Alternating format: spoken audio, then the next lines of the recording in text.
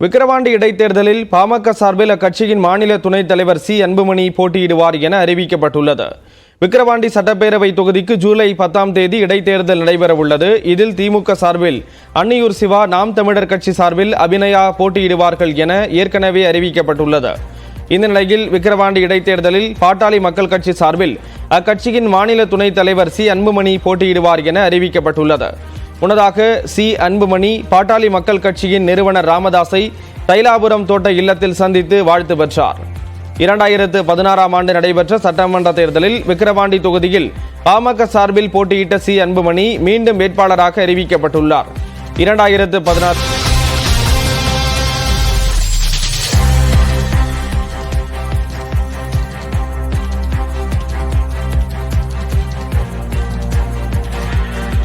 விக்கிரவாண்டி இடைத்தேர்தலை புறக்கணித்திருக்கிறது அதிமுக. விக்கிரவாண்டி தொகுதியினுடைய சட்டமன்ற உறுப்பினர் உயிரிழந்ததை தொடர்ந்து அடுத்த மாதம் அந்த தொகுதியில் இடைத்தேர்தல் நடைபெற இருக்கிறது. தேர்தல் தேதி அறிவிக்கப்பட்டு வேட்புமனு தாக்கலுக்கான தேதி தொடங்கி இருக்கக்கூடிய நிலையில் சுயேட்சைகள் வேட்புமனுக்களை தாக்கல் செய்து வருகிறார்கள். இதில் நாம் தமிழர், திமுக உள்ளிட்ட கட்சிகளினுடைய வேட்பாளர்கள் அறிவிக்கப்பட்டிருக்கிறார்கள். பாமகவும் தங்களுடைய வேட்பாளரை அறிவித்திருக்கிறது.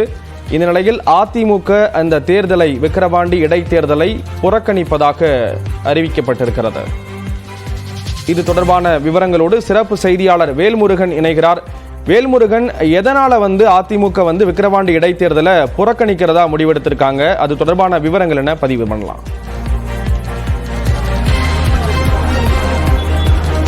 ஸ்ரீராம், மிக முக்கியமான ஒரு அறிக்கை தற்பொழுது அதிமுக தரப்புல வெளியிடப்பட்டிருக்கிறது. குறிப்பா அதிமுக இந்த விக்கிரவாண்டி தேர்தலில் என்ன நிலைப்பாட்டை எடுக்க போகிறது அப்படிங்கிற ஒரு பிரதான கேள்வி இருந்துச்சு. குறிப்பா தற்போது ஏற்கனவே 4 முனை போட்டி இருக்கும் அதிமுக, அதே போல திமுக, நாம் தமிழர் கட்சி, அதே போல குறிப்பாக பாமக உள்ளிட்ட கட்சிகள் இந்த தேர்தலில், விக்கிரவாண்டி தேர்தலில் போட்டியிட வாய்ப்பு இருப்பதாக தெரிவிக்கப்பட்டிருந்த நிலையில அதிமுக இந்த தேர்தலை புறக்கணிப்பதாக அதிகாரப்பூர்வமாக தன்னுடைய அறிக்கையின் வாயிலாக தற்போது தெரிவித்திருக்கிறது. சற்று முன்னதாக எடப்பாடி பழனிசாமி அவருடைய தலைமையில் அதிமுக அலுவலகத்தில் ஆலோசனை கூட்டமானது நடைபெற்றுக் கொண்டிருக்கிறது. இந்த கூட்டத்தின் நடுவிலேயே தற்போது இந்த அறிக்கையானது வெளியிடப்பட்டிருக்கிறது. குறிப்பா என்ன காரணம் சொல்றாங்க அப்படின்னா, மிக பிரதான காரணமாக ஈரோடு கிழக்கு தேர்தல் என்பது சற்று கடந்த ஆண்டு நடைபெற்றது. குறிப்பாக திருமலா பார்முலாவை போல ஈரோடு கிழக்கிலும் மக்கள் அங்கே குறிப்பாக வாக்குக்கு பணம் கொடுத்து பல்வேறு பொருட்கள் கொடுத்து தேர்தலை நடத்தியதாக தற்போது ஒரு குற்றச்சாட்டை வைத்து அதே போல ஒரு நோக்கத்துடன் இந்த தேர்தலும் நடக்க வாய்ப்பிருப்பதாக விக்கிரவாண்டி தேர்தலை அந்த கண்ணோட்டத்திலும் தற்போது இதை பார்த்து தெரிவித்திருக்கிறாங்க. குறிப்பா அதே போல பொதுவாக தேர்தல் என்ற உடனேயே முதலாவதாக கேண்டிடேட்டை நிறுத்துவது அதிமுக தான். எனவே தேர்தலை பார்த்து அஞ்சுகின்ற கட்சி அதிமுக இல்லை அப்படிங்கிறது குறிப்பாக அதிமுக தொண்டர்கள் அறிவார்கள். எனவே இந்த தேர்தலை பொறுத்தளவிற்கு தற்போது நேர்மையான ஒரு தேர்தலாக இருக்காது என்ற ஒரு காரணத்தோடு இந்த தேர்தல் புறக்கணிப்பதாக தற்போது எடப்பாடி பழனிசாமி தற்போது நடைபெறும் கூட்டத்தினுடைய இந்த கருத்தை தெரிவித்திருக்கிறார். குறிப்பாக திமுக அரசினுடைய குறிப்பாக தமிழக விக்கிரவாண்டி தேர்தலை பொறுத்தவருக்கு குறிப்பாக பாமக அந்த தொகுதியில் நிற்கிறது. அவர்களும் பலம் வாய்ந்த ஒரு தற்போது வேட்பாளர்களை களமிறக்குவதாக சொல்லப்படக்கூடிய நிலையில நாம் தமிழரும் முதல் முறையாக அங்கீகாரம் பெற்றிருக்கக்கூடிய கட்சியாக நாம் தமிழரும் நிற்கிறார்கள். அதே போல திமுக சார்பிலும் தற்பொழுது வேட்பாளர் அறிவிக்கப்பட்டிருக்கிறார்கள். இந்த நிலையில தொடர்ச்சியாக வேட்பாளர் அப்படிங்கிறது உற்று நோக்கக்கூடியவர்களும் வைக்கக்கூடிய ஒரு பிரதான கேள்வியாக இருந்த நிலையில தற்போது அதிமுக இந்த இடைத்தேர்தல் புறக்கணிக்கக்கூடிய அந்த நிகழ்வு அப்படிங்கிறது மிக முக்கியமான ஒரு தருணமாக பார்க்கிறோம். தொடர்ச்சியா கடந்த இடைத்தேர்தல்களில் தொடர்ச்சியாக வேட்பாளர்கள் களம் இருக்கிறதுல அதிமுக தயக்கம் காட்டியதில்லை. ஆனால் இந்த தேர்தலை புறக்கணிக்க என்ன காரணம் அப்படிங்கிற விவரத்தோடு தற்போது இந்த அறிக்கை என்பது கொடுக்கப்பட்டிருக்கிறது. எனவே தொடர்ச்சியா இது ஒரு முக்கியமான முடிவாக தற்போது அதிமுக முடிவாக இதை நம்ம பார்க்கிறோம். ஸ்ரீராம். வேல்முருகன், மற்ற கட்சியை பொறுத்தளவுல வேட்பாளர்கள் அறிவிக்கப்பட்டிருக்கக்கூடிய ஒரு சூழல்ல இப்போ அதிமுக புறக்கணிப்பதா தெரிவிச்சிருக்காங்க.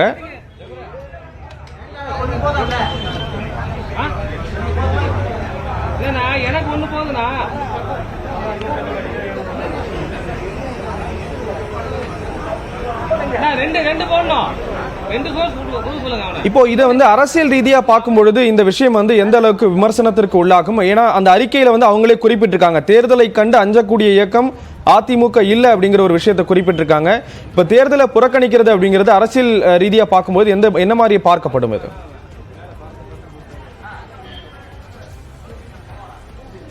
குறிப்பாக அதிமுகவை பொறுத்தளவிற்கு இந்த நாடாளுமன்ற தேர்தல் அப்படிங்கிறது மிக முக்கியமான தேர்தலாக இருந்துச்சு. ஏன்னா எடப்பாடி பழனிசாமி அவர்கள் முழுமையாக அதிமுகவை தன்வசம் படுத்திய நிலையில இந்த நாடாளுமன்ற தேர்தல் அப்படிங்கிறது நடைபெற்றது. 40 தொகுதிகளில் தேமுதிகவினுடைய கூட்டணி உட்பட தற்போது இந்த தேர்தலை சந்திச்சாங்க. இந்த தேர்தலை பொறுத்தளவிற்கு குறிப்பாக கடந்த நாடாளுமன்ற தேர்தலை விட இந்த தேர்தலில் அதிக வாக்குகளை பெற்றதாக அதிமுகவினுடைய தரப்பில் எடப்பாடி பழனிசாமி தெரிவித்திருந்தாலும் கூட தொடர்ச்சியாக பல கட்சியினர் குறிப்பாக பாஜக இந்த தேர்தலில் அதிக வாக்குகளை பெற்றிருக்கிறது உள்ளிட்ட பல விமர்சனங்கள் அப்படிங்கிறது வைக்கப்பட்டது. குறிப்பாக அதிமுகவை பொறுத்தளவிற்கு இந்த தேர்தலில் குறிப்பாக 10க்கும் மேற்பட்ட தொகுதிகளில் தன்னுடைய 3ஆம் இடத்தை தள்ளப்பட்டது.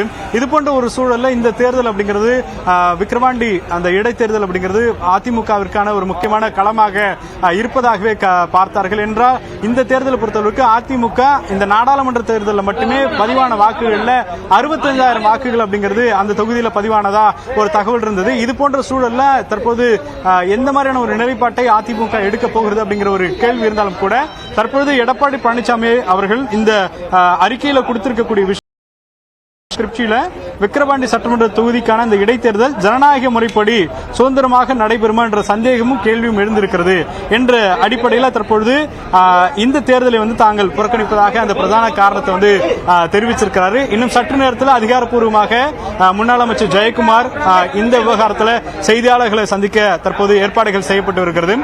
குறிப்பா இந்த ஆலோசனை குறிப்பாக எடப்பாடி பழனிசாமி, எஸ்பி குறிப்பாக வேலுமணி, தங்கமணி, அதே போல தமிழ்மகன் ஹுசைன் உள்ளிட்டோர் எல்லாம் பங்கேற்றிருந்தாங்க. இந்த ஆலோசனையில குறிப்பாக CV சண்முகம் விழுப்புரத்தினுடைய மாவட்ட செயலாளர் அவரும் பங்கேற்றிருந்தார், முன்னாள் அமைச்சர்.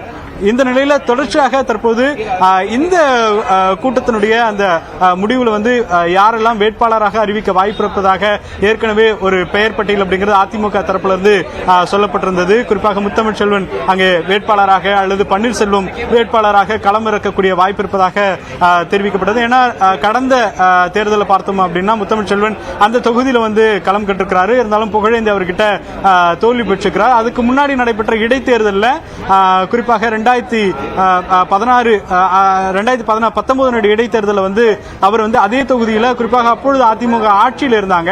அதனால அந்த தேர்தலில் வெற்றி பெற்றதை பார்த்தோம். இதே தொகுதியில் விக்கிரவாண்டி தொகுதியில் இடைத்தேர்தலில் வெற்றி பெற்ற ஒரு வேட்பாளர் மீண்டும் களமிறக்கப்பட போகிறார் அப்படிங்கிற தகவல் அப்படிங்கிறது பெரிதும் எதிர்பார்க்கப்பட்ட நிலையில குறிப்பாக எப்பொழுதுமே தேர்தல் அப்படின்னாலே அதிமுக திமுக அப்படிங்கிற ஒரு பெரிய ஒரு அந்த விசஸ் அப்படிங்கிறது இருக்கும். 2 பேருக்குமான அந்த கடும் போட்டி அப்படிங்கிறது இருக்கும். இந்த தேர்தலை பொறுத்தளவிற்கு எதிர்க்கட்சியினுடைய அந்த பிரதான வேட்பாளர் அப்படிங்கிறது களத்தில் இல்லாம புறக்கணிக்கக்கூடிய அந்த நிகழ்வு அப்படிங்கிறது மிக முக்கியமான ஒரு அரசியல் ஒரு பிரதான முடிவா இருக்கு. இது முழுக்க முழுக்க இந்த ஆலோசனை கூட்டத்திற்கு பிறகு எடுக்கப்பட்ட முடிவாக பார்க்கிறோம். விக்கிரவாண்டி தொகுதியை பொறுத்தளவிற்கு குறிப்பா பாமக தொடர்ந்து பேசலாம். இணைப்பிலே இருங்க. அடுத்ததாக மூத்த பத்திரிகையாளர் குபேந்திரன் அவர்கள் நம்மோடு இணைப்பில் இணைந்திருக்கிறார். அவரிடம் பேசலாம். சார், விக்கிரவாண்டி இடைத்தேர்தலை அதிமுக புறக்கணிக்கிறதா அறிவிச்சிருக்காங்க. குறிப்பா பாத்தீங்கன்னா ஜனநாயக முறைப்படி இந்த தேர்தல் நடைபெறுமா என்ற ஒரு சந்தேகம் இருக்கிறது என்ற ஒரு விஷயத்தை குறிப்பிட்டிருக்கிறது அதிமுக. அதன் அடிப்படையில் வர இருக்கக்கூடிய அந்த விக்கிரவாண்டி தொகுதிக்கான இடைத்தேர்தலை புறக்கணிக்கிறோம் என்ற ஒரு அறிவிப்பை வெளியிட்டிருக்கிறார்கள். ஏற்கனவே திமுக, நாம் தமிழர் கட்சி, பாட்டாளி மக்கள் கட்சி, தேசிய ஜனநாயக கூட்டணியில் இருக்கக்கூடிய பாட்டாளி மக்கள் கட்சி உள்ளிட்ட கட்சிகள் தங்களுடைய வேட்பாளர்களுடைய பெயர்களை அறிவித்திருக்கிறார்கள். ஒருபுறம் வேட்புமனு தாக்கல் தொடங்கி சுயேட்சைகள் எல்லாம் வேட்புமனு தாக்கல் செய்திருக்கக்கூடிய ஒரு சூழலில் அதிமுகவினுடைய நிலைப்பாடு என்ன என்ற ஒரு கேள்வி இருந்தது. யார் வேட்பாளராக அறிவிக்கப்படுவார் என்ற ஒரு கேள்வி இருந்து வந்த ஒரு சூழலில் விக்கிரவாண்டி இடைத்தேர்தலை புறக்கணிப்பதாக அதிமுக தரப்பில் அறிவித்திருக்கிறார்கள். 2026 சட்டப்பேரவை தேர்தலில் வெற்றி பெற்று அதிமுக ஆட்சி அமைக்கும் என்ற ஒரு விடயத்தையும் இபிஎஸ் குறிப்பிட்டிருக்கிறார். தொடர்ந்து மூத்த பத்திரிகையாளர் குபேந்திரன் அவர்கள் நம்மோடு இணைகிறார். அவரிடம் பேசலாம். சார், வணக்கம் சார்.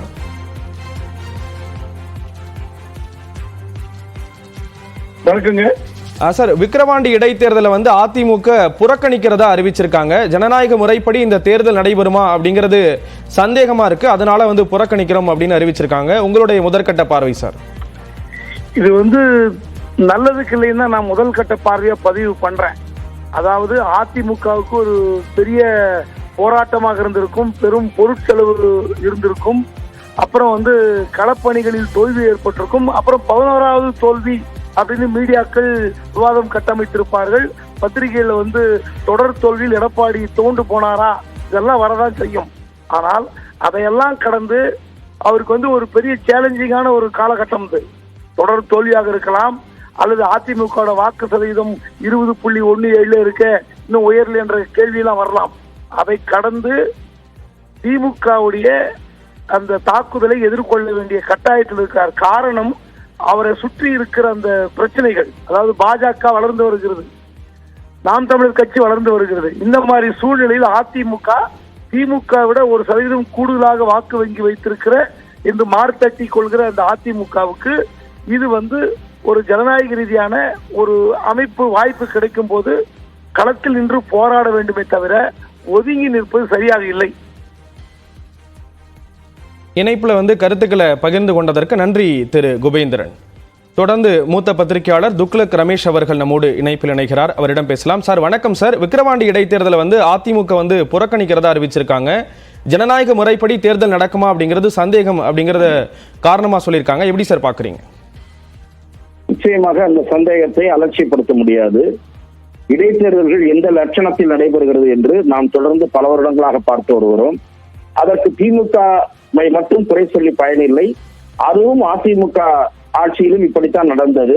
இடைத்தேர்தல்களில் இழந்த பண விநியோகம், பரிசு பொருட்கள் தட்டுப்பாடின்றி விநியோகம், தேர்தல் கமிஷன் கண்ணில் மண்ணை தூவிவிட்டு நள்ளிரவு நேரங்களில் சென்று வீடுகளில் பணம் கொடுப்பது, பால் பாக்கெட்டுகளோடு சேர்ந்து பணம் போடுவது என்று பலவிதமான டெக்னிக்கலை கடைபிடித்து அதிமுக திமுக ஆகிய இரு கட்சிகளிலும் முறைகேடுகள் அரங்கேற்றப்பட்டிருக்கின்றன இடைத்தேர்தல் சமயத்தில்.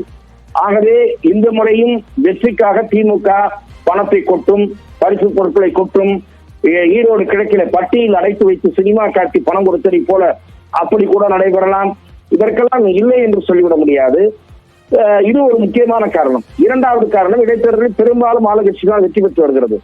இன்னொரு காரணம், இப்போது அதிமுக நாடாளுமன்ற தேர்தலில் பலத்த அடி வாங்கி இருக்கிறது. மீண்டும் ஒரு தோல்வி என்பது அந்த கட்சியினுடைய தொண்டர்களை சோர்வடைய செய்யலாம் என்ற கட்சியில் இந்த முடிவு எடுக்கப்பட்டிருக்கலாம்.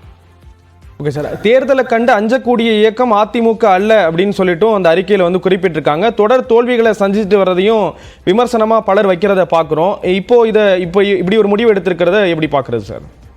நான் அதான் சொன்னேன், திமுக ஆட்சி பலவிதமான முறைகேடுகளில் ஈடுபடும் என்பது அந்த அதிமுகவின் ஒரு குற்றச்சாட்டாக இருக்கிறது. அந்த குற்றச்சாட்டில் நியாயம் இருக்கிறது. அதே சமயம் அதிமுகவும் அந்த வழிமுறைகளை கடைபிடித்திருக்கிறது என்று சொன்னேன்.